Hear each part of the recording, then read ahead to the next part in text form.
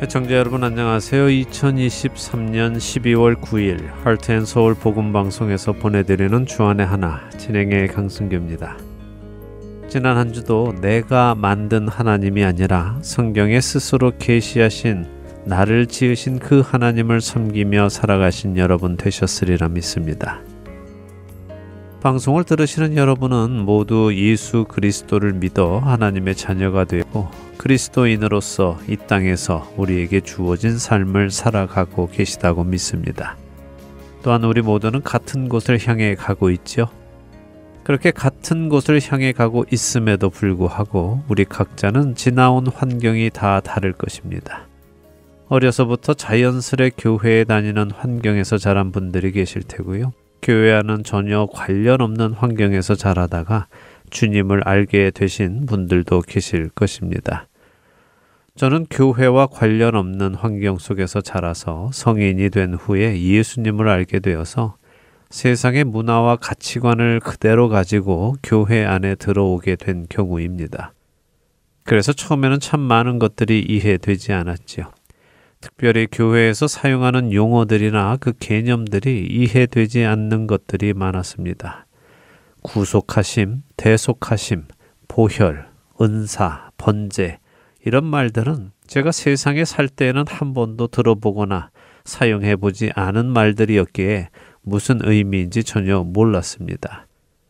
또한 복, 생명, 죽음, 재물, 제사, 기도, 예배와 같은 말들은 세상에 살면서도 사용했지만 그 의미가 세상에서 사용하던 것과는 성경이 사뭇 다르기에 성경을 읽으며 오해하는 것들이 많았지요. 이런 이유로 옛 생각과 가치관을 버리고 주 안에서 성경적인 생각과 가치관을 세우는 데 많은 시간이 걸렸고 여러 시행착오도 겪었습니다. 여러분은 어떠십니까? 처음부터 교회 문화 속에서 자란 분들은 생각과 가치관을 성경적으로 잘 세워 나가셨습니까? 다른 문화에서 교회로 들어오신 분들은 어떠십니까? 가치관의 변화의 과정을 저처럼 힘겹게 보내셨습니까? 첫 찬양 들으신 후에 계속해서 말씀 나누겠습니다.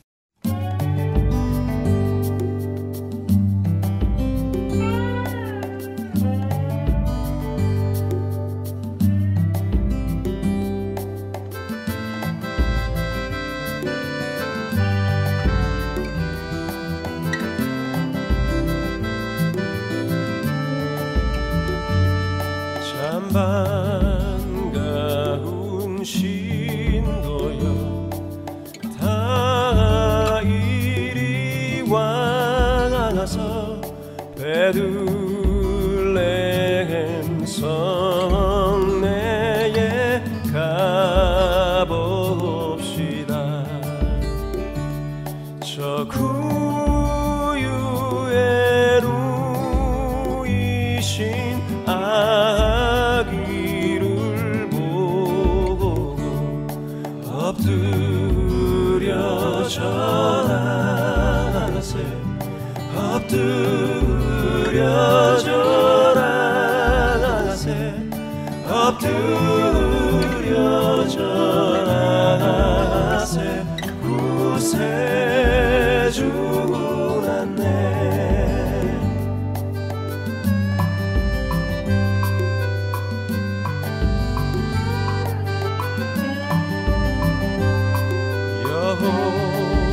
여호와의 말씀이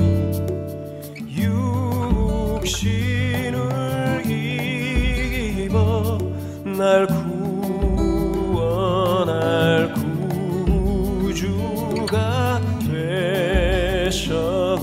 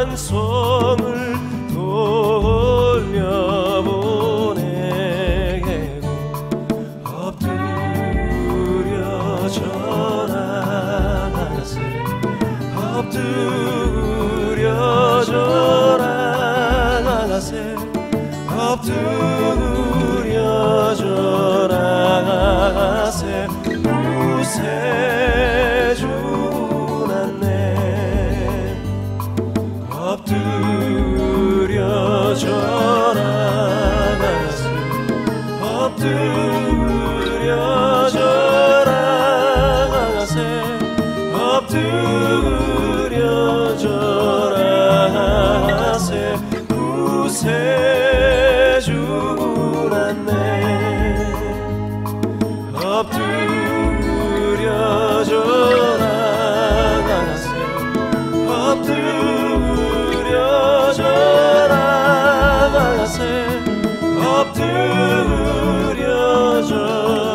나가세 구세주났네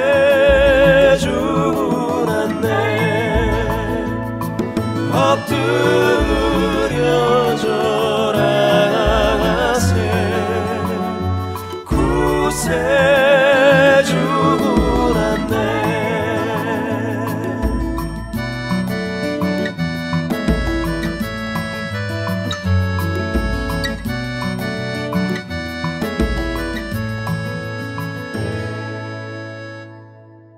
저는 예수님을 알기 전에 명상 같은 것을 가끔 했습니다. 세상에서 하는 명상은 고요히 눈을 감고 마음을 차분하게 가라앉힌 후 잡생각을 버리고 마음을 평안한 상태로 만들어 깨끗이 하는 것입니다.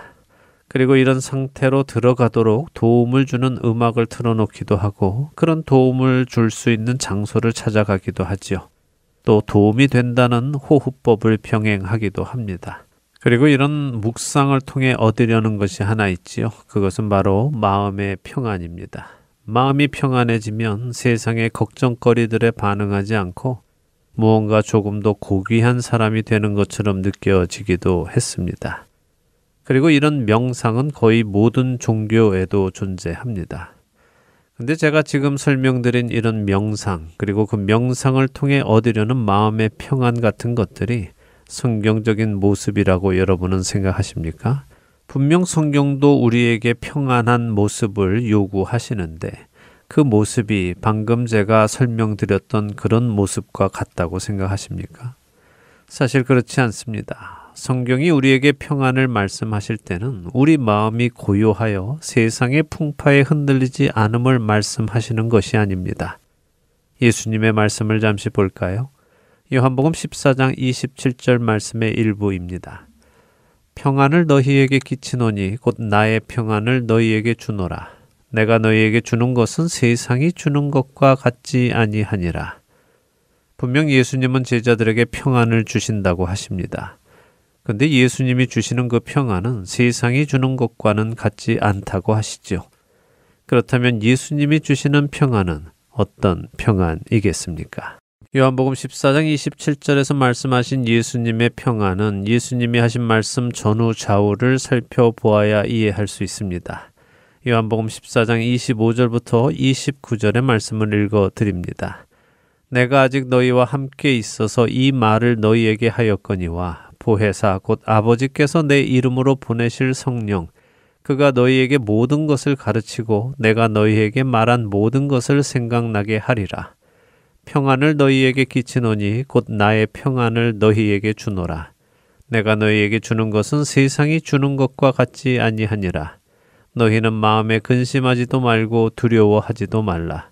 내가 갔다가 너희에게로 온다 하는 말을 너희가 들었나니 나를 사랑하였더라면 내가 아버지께로 감을 기뻐하였으리라.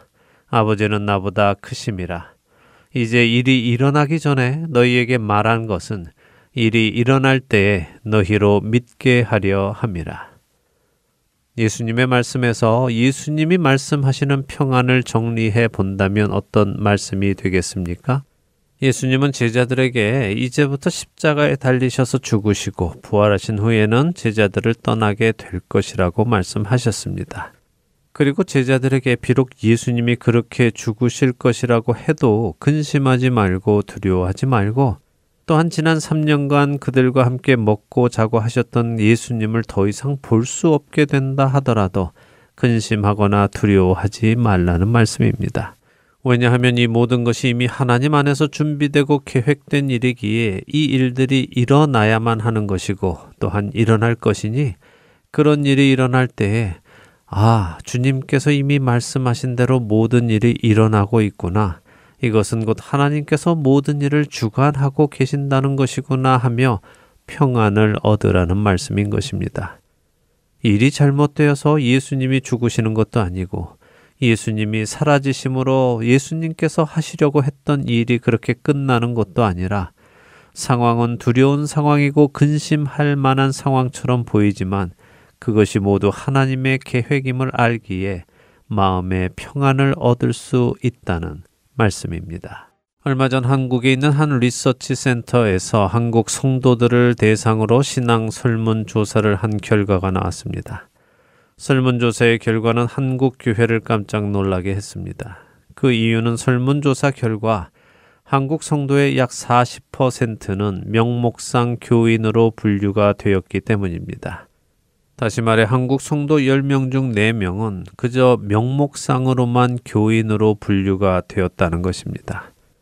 이 리서치 센터는 신앙 활동과 신앙 정체성 그리고 신앙의 신념 3가지 영역에서 설문조사를 실시했는데 그 결과를 통해 한국교회 성도의 40%는 명목상 교인으로 판단된다고 조사 보고를 한 것입니다.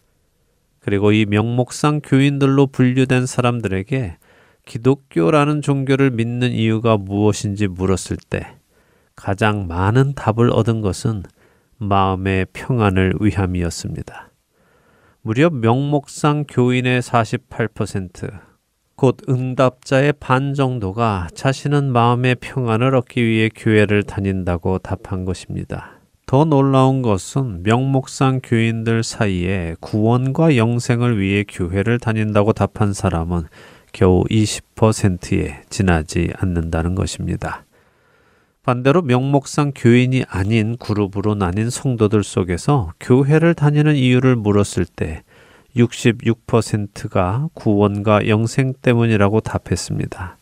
반면에 마음의 평안을 위해 교회를 다닌다고 답한 사람은 단 한 명도 없었습니다. 이 결과를 다시 정리해 보면 현재 한국 교회의 명목상 교인들 중 교회를 나가는 이유가 구원과 영생을 위해서라고 답한 사람보다 마음의 평안을 얻기 위해 다닌다고 한 사람이 2배 이상 많다는 것입니다. 시작에 말씀드렸듯이 세상에서 사용하는 많은 단어들을 교회에서도 사용합니다. 그러나 그 의미는 사뭇 다른 것이 많습니다. 분명 성경에도 평안이라는 단어가 나옵니다. 그러나 그 평안은 세상에서 사용하는 평안과는 많이 다릅니다. 세상의 평안은 아무 어려운 일이 없는 상태, 힘든 것이 없는 상태를 뜻합니다. 그래도 아무 어려운 일이 없을 수는 없으니 자신들의 마음을 수련하여 무슨 일이 있어도 마치 아무 일 없는 듯 반응하지 않는 상태를 만들려고 노력하지요. 자신의 주변에서 일어나는 어려운 일에 반응하지 않는 사람들을 보며 마음의 평강을 유지하는 사람이라고 칭찬을 하기도 합니다. 저 역시 그런 상태를 유지하기 위해 묵상을 하며 마음의 평강을 찾기도 했었습니다. 만일 지금 한국교회 설문조사에서 마음의 평안을 위해 교회를 다닌다고 답한 사람들이 원하는 그 평안이 이렇게 세상에서 말하는 아무 어려운 일이 없는 평안, 혹시 무슨 일이 있다 하더라도 거기에 반응하거나 마음 쓰지 않을 수 있는 평안이라면 그 평안은 성경이 말씀하시는 평안이 아닙니다.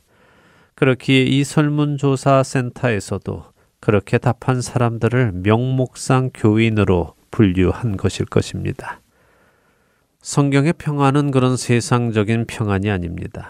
예수님이 말씀하신 것처럼 예수님이 주시는 평안은 세상이 주는 평안과 같지 않습니다.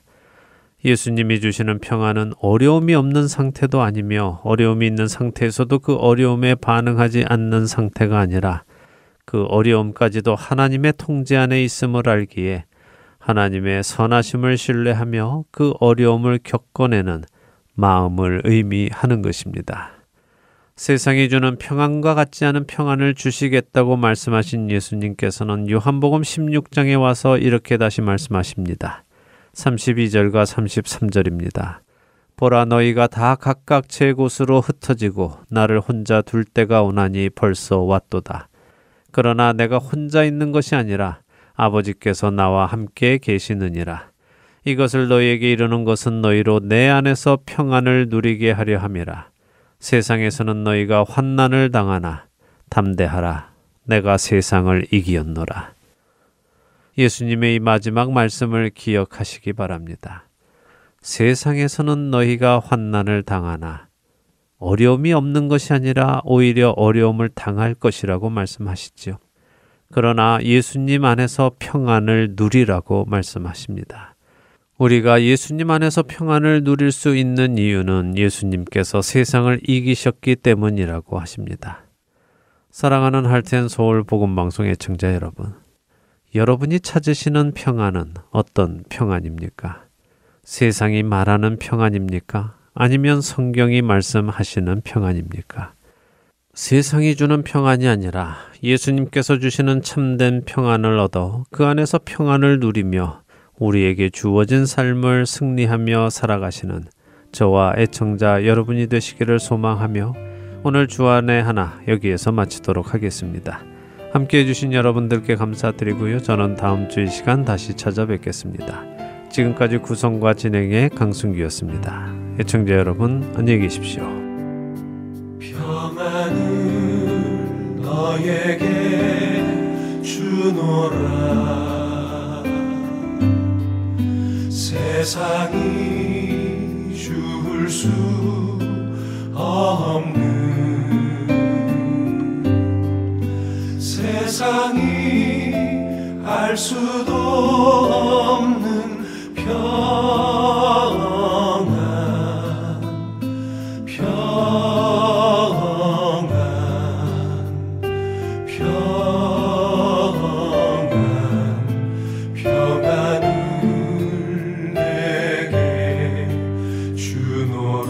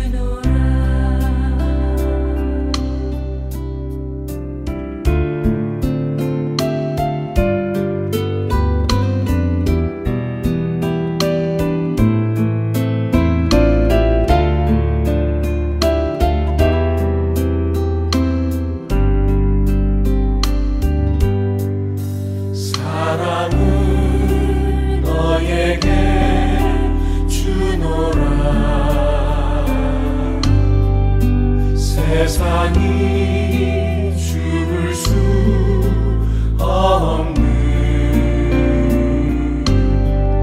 세상이 알 수도